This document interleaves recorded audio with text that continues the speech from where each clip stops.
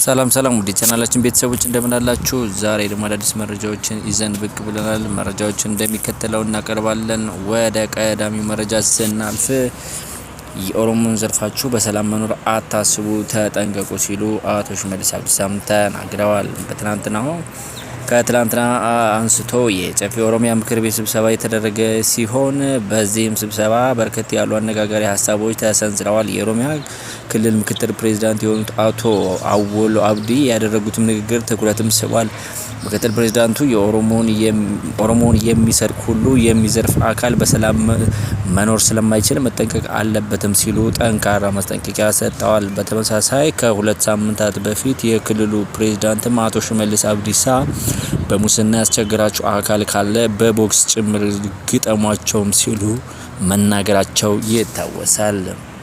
አቶ ሽመልስ በትላንቱ የጨፌ ስብሰባ ጉባኤ ላይ ባደረጉትም ንግግር ኦሮሞ ከልማት ተገፍቶ ካለው ሀብት እንዳይጠቀም የተከለከለ የነበረ ሲሆን ከለውጡ ዓመታት ወዲህ ግን እድሉን እንዲወስን ያለውን እምቅ ሀብትም እንዲጠቀም መደረጉን ሲናገርም ተደምጧል። ወደ ሌላኛው መረጃ ስናልፍ አንድ የኢትዮጵያ መከላከያ ሰራዊት ከፍተኛ አዛዥ ለአፍሪካ ሪፖርት እንደገለጹት የኤርትራ ሰራዊት ከድንበር አካባቢ ባለፈ በትግራይ ክልል ወሳኝና ስትራቴጂካዊ ስፍራዎች ላይ ሰፍሮ ይገኛል ሲሉ ከሰሞኑ ተናግረዋል። ከዚሁ ጋር በተያያዘ ከትላንት በስቲያ አርብ ሌሊት 7 ሰዓት ጀምሮ ከፍተኛ የኤርትራ ሰራዊት ወታደራዊ እንቅስቃሴ ሲያደርጉ እንደነበርም ይታወቃል። በዚህም የኤርትራ ሰራዊት ክፍለ ጦር ደረጃ ወደ ተንቤን አብይ አዲ ከተማ የገባም ሲሆን ከጦሩ የተወሰነ ክፍል በአብይ አዲ የሚገኘውን ራስ አሉላ አባነጋ ትምህርት ቤት ውስጥም ቀሪው ደግሞ በመምህራን ኮሌጅ አቅራቢያ ገና ተብሎ በሚጠራው የትራንስ መጋዘን አካባቢም ሰፍሯል። በተጨማሪም መካናይዝና ከባድ መሳሪያዎችን የታጠቀ ሌላኛው የጦር ክፍል ጭኔ ተብሎ በሚጠራው ስፍራ መመሸጉም ተገልጿል።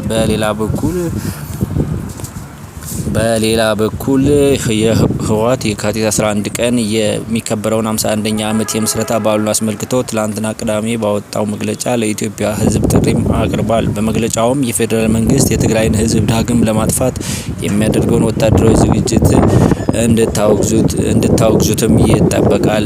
ልጃችሁንም ዓላማ ቢስ ከሆነው ደም አፋሳሽ ጦርነት ልታድኑ ይገባል ሲልም ተገልጿል።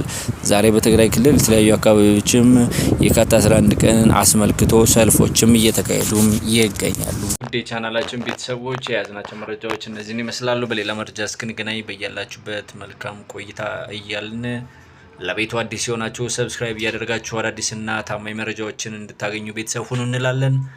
በያላችሁበት ቸር ቆዩልን። ሀገራችን ሰላም ያደርግልን። ባይ